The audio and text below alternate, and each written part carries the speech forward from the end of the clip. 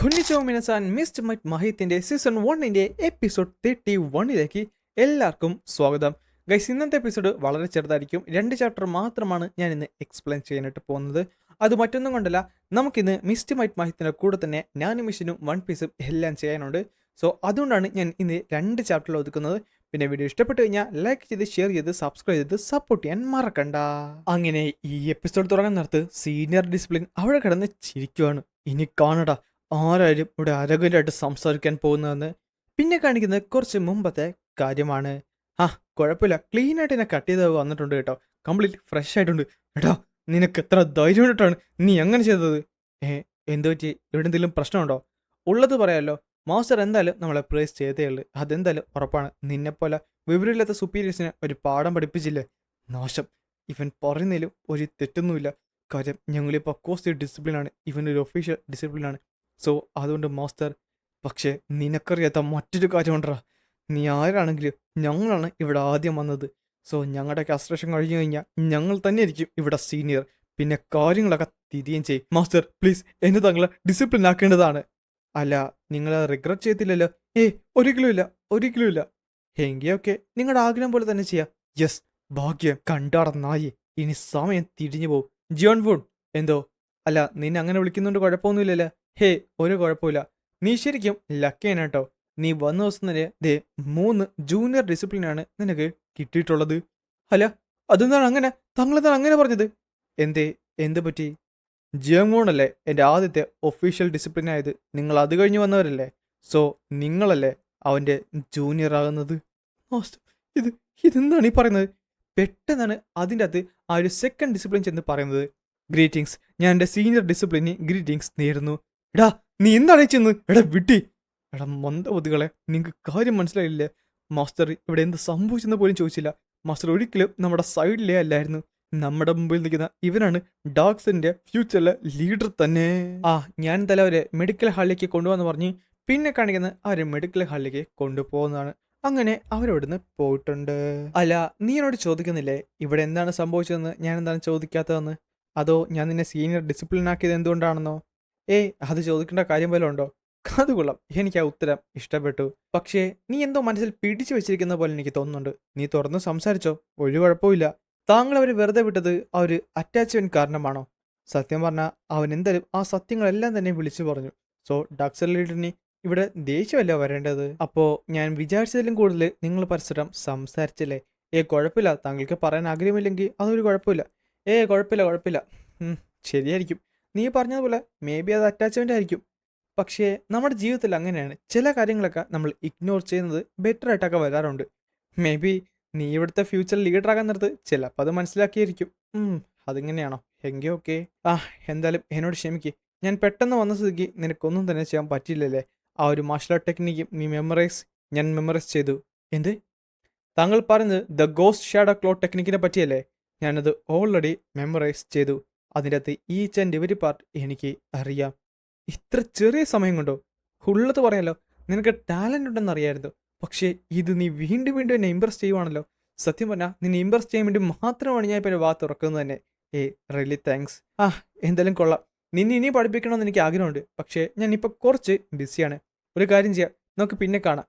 എന്തായാലും ഈ internal affairs ഒക്കെ ഒന്ന് ഒതുങ്ങട്ടെ. Really thanks. പെട്ടെന്നാണ് ജിയോങ് അത് ശ്രദ്ധിച്ചത്. അല്ല, ഈ ഒരു എനർജി. ഞാനൊരു കാര്യം ചോദിച്ചോട്ടെ, കുഴപ്പമില്ലെങ്കിൽ? എന്താണ്? അല്ല, ഞാനൊന്ന് നടക്കാൻ പോക്കോട്ടെ? നടക്കാനോ?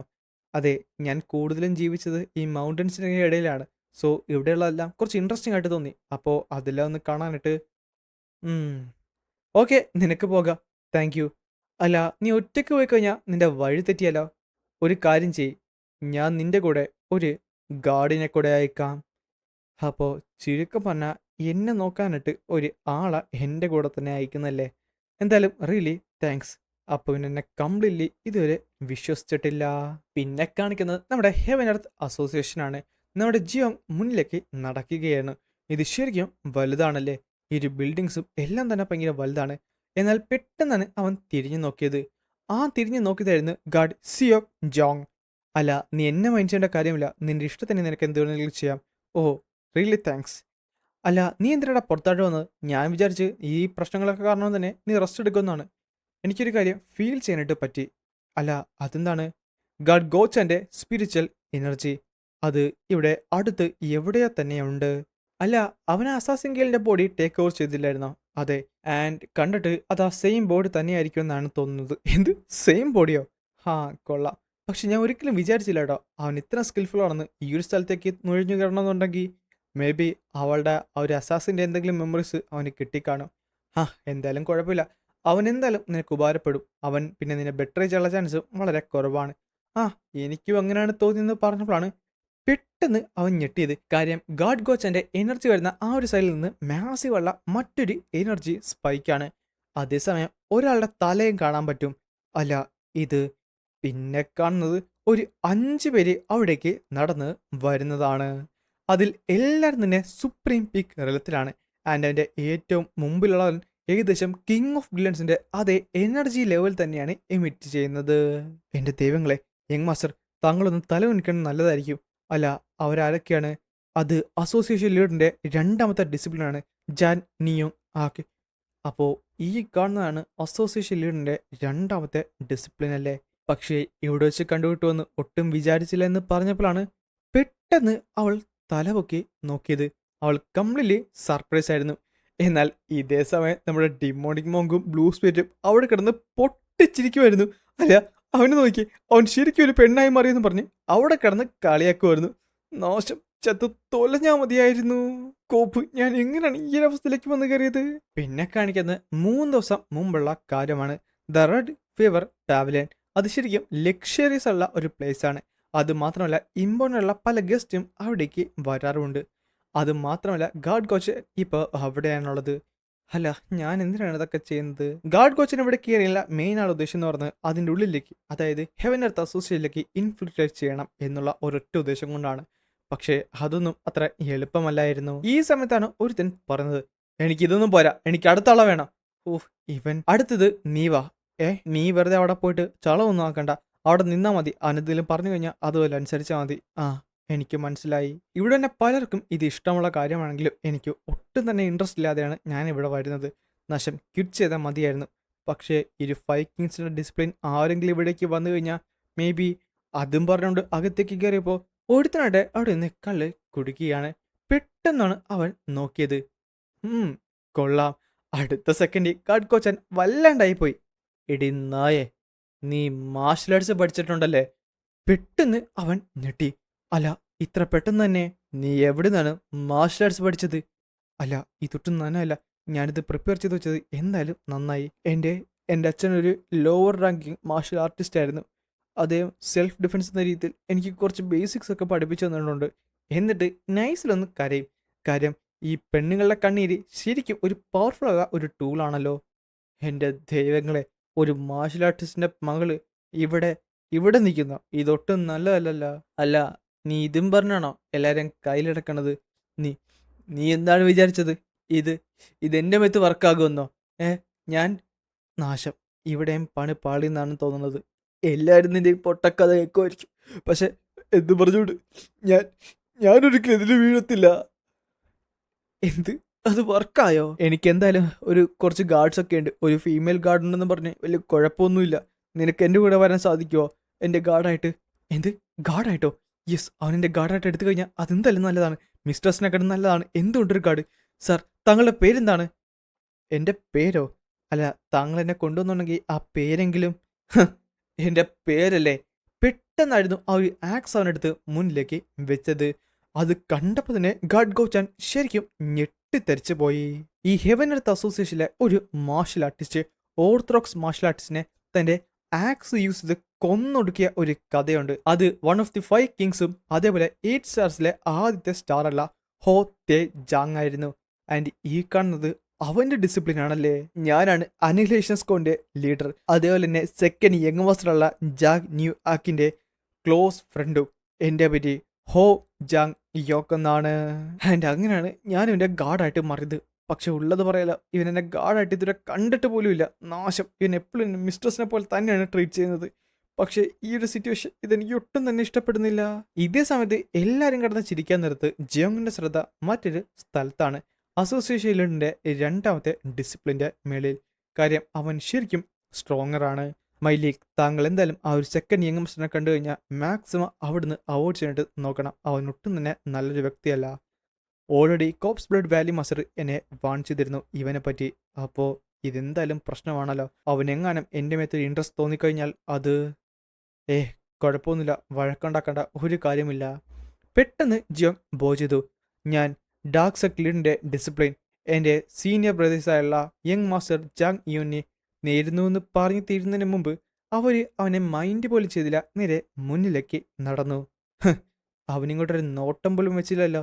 എനിക്ക് തോന്നുന്നു അവൻ അല്ല. ഒരു നിമിഷം പെട്ടെന്ന് തിരിഞ്ഞടന്ന ജിയോങ്ങും ഒന്ന് സ്റ്റോപ്പായി. ഡാർക്ക് സൈഡ് ലീഡറിന്റെ ഡിസിപ്ലിൻ എന്നല്ല നീ പറഞ്ഞത്? അപ്പോ നീ പെട്ടെന്ന് അവൻ നേരെ ജിയോങ്ങിന്റെ തൊട്ട് മുമ്പിൽ പ്രത്യക്ഷപ്പെട്ടു.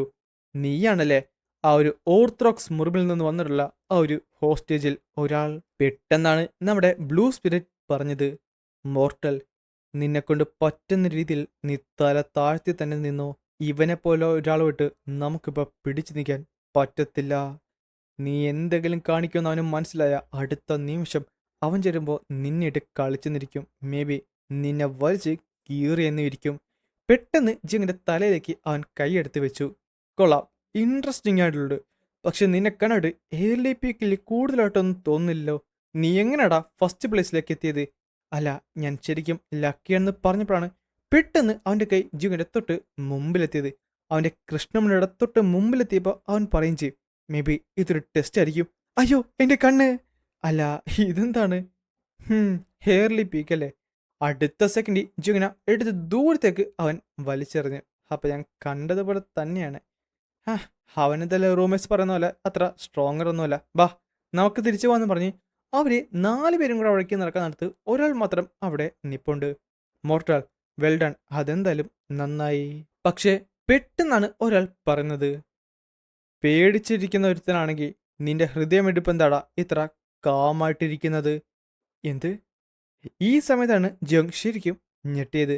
അവൻ ഒരിക്കലും വിചാരിക്കാത്തൊരു കാര്യമാണ് അവിടെ സംഭവിച്ചത്.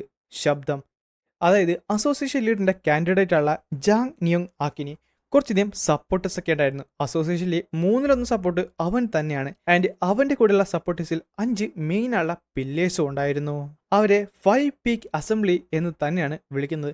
ഒരു ഗ്രേറ്റർ മൗണ്ടൻ തന്നെയായിരുന്നു അവർ 5 പേരും ഉണ്ടായിരുന്നെങ്കിൽ. ആൻഡ് ജാങ് ആക്കാട്ടെ ഇവരെ എല്ലാവരും റാങ്ക് ചെയ്തിട്ടുമുണ്ട്. സത്യം പറഞ്ഞാൽ ആ കൂട്ടത്തിൽ കണ്ണ് കാണാത്ത ഒരു വ്യക്തിയുമുണ്ടായിരുന്നു. അവൻ കണ്ണ് കാണാഞ്ഞിട്ട് പോലും നമ്മുടെ ജാക്ക് അറേഞ്ച് ചെയ്തിട്ട് അതിനകത്ത് സെക്കൻഡ് പൊസിഷനിലേക്ക് എത്തി. ആൻഡ് ചുരുക്കം പറഞ്ഞാൽ അവനായിരുന്നു ദ സെക്കൻഡ് പീക്കാള വി മിയങ് ച്യോൺ. ഞാൻ പറഞ്ഞതുപോലെ എൻ്റെ കേൾവി ശക്തി ശരിക്കും നല്ലതാണ്. എൻ്റെ കാത് മര്യാദക്കാണ് വർക്ക് ചെയ്തിട്ടുണ്ടെങ്കിൽ നീ ഒട്ടും തന്നെ ഇവിടെ സർപ്രൈസ് ആയിട്ടില്ല. ഒട്ടും തന്നെ സർപ്രൈസ് ആയിട്ടില്ലല്ലേ? ആ സമയത്ത് ജിയോങ് ചിരിക്കുകയും ചെയ്യും. ഒട്ടും തന്നെ അപ്പോൾ അവൻ സർപ്രൈസ് ആയിട്ടില്ലല്ലേ? നാശം, ഇതൊട്ടും തന്നെ നല്ലതല്ലല്ലോ. ആൻഡ് അതും പറഞ്ഞുകൊണ്ടാണ് മിസ്റ്റർ മൈറ്റ് മഹീദിന്റെ ഈ ഒരു എപ്പിസോഡ് ഇവിടെ അവസാനിക്കുന്നത്.